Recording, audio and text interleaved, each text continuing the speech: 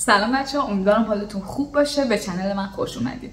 امروز همونجوری که از تیتر ویدیو مشخص بود قراره با هم دیگه راجع به تتو آرتیستی صحبت کنیم. و اینکه میگم راجع به تتو آرتیستی حرف بزنیم منظورم نیستش که مثلا جزئیات شغلشو قراره با هم دیگه مرور کنیم. من پارسال تصمیم گرفتم که یه هنر رو یاد بگیرم، چون به نظرم دهه 20 سالگی چیزیه که تو چیزای جدید رو امتحان میکنی، هی میخوای یه حرفه یاد بگیری و من این هنر رو انتخاب کردم. هنر تتو رو انتخاب کردم. هم هنر خیلی جذابیه، هم خیلی هنر ریسکیه. خلاصه که جونم براتون بگم، رفتم دوره‌شو دیدم، حتی مدلم زدم، همه چی خیلی خوب، ولی تا دستگاه و وسایلمو بگیرم یه فاصله افتاد و این فاصله که افتاد باعث شد که به قولی من پشتم باد بخوره و بعد که میخواستم انجامش بدم هی به تعویق مینداختمش و راستشو بخواید این فاصله باعث شده بود که من اعتماد به نفسم هم توی این زمینه بیاد پایین و یه کوچولو هم میترسیدم، چون خب هنر ریسکی هم هست، یعنی شما با پوست بقیه سر و کار دارید و یک چیز کاملا ماندگاره و آره یکم میترسیدم. قبلا فکر میکردم که شجاع بودن یعنی که اصلا از هیچی نترسید، ولی الان فهمیدم که شجاع بودن یعنی همزمان که میترسی حرکت کنی، اجازه ندی که اون ترس فلجت کنه.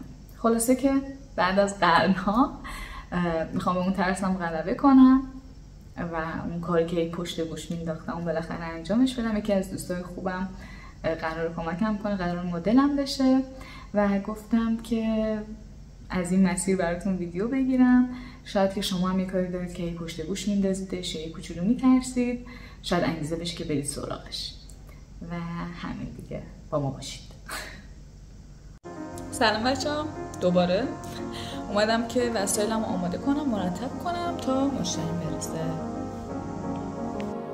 بچه‌ها این طرحیه که انتخاب کرده که بزنه، خیلی ساده به نظر میاد و در این حال خیلی هم بانمک و کیوته.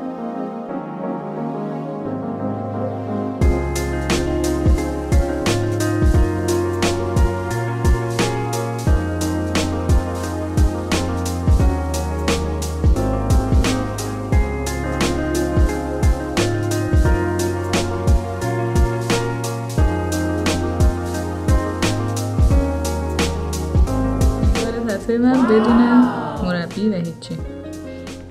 خب بچه‌ها بالاخره کار تتو صدا تموم شد. صدا تتو دوست داشتی؟ خیلی دوستش داشتم. و اینکه الان قرار بهمون بگی که چرا این حرف رو بدنش تتو کرد. سلام بچه‌ها، چطورین؟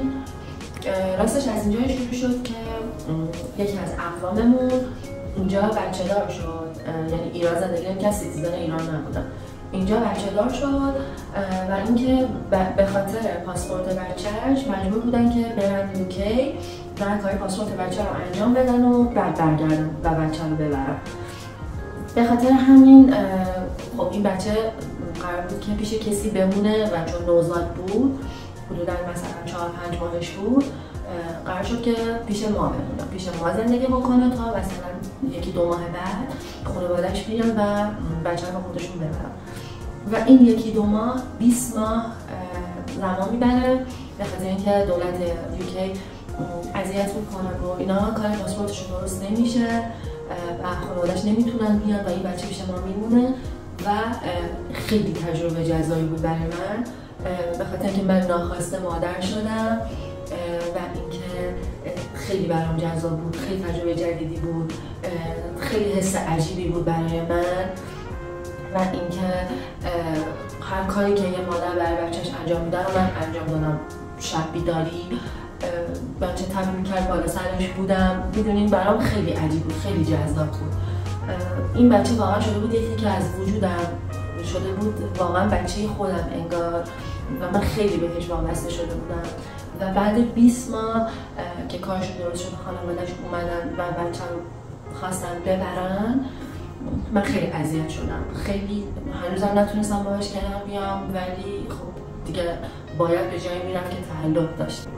این بچه رفت و بنا به دلایلی که حالا بچه راحت‌تر کنار بیاد، راحت‌تر بخواد با اون محیط کنار بیاد و وابسته بشه، قرار شد که دیگه ارتباطی بین ما نباشه و من احساس کردم که تنها چیزی که میتونم این از اون بچه توی وجودم داشته باشم، روی بدنم داشته باشم و با اون خاک بشم، این بود که حداقل یه چیز کوچیکی، یه تتویی از اول اسمش روی بدنم داشته باشم و تا اول کنار خودم داشته باشمش.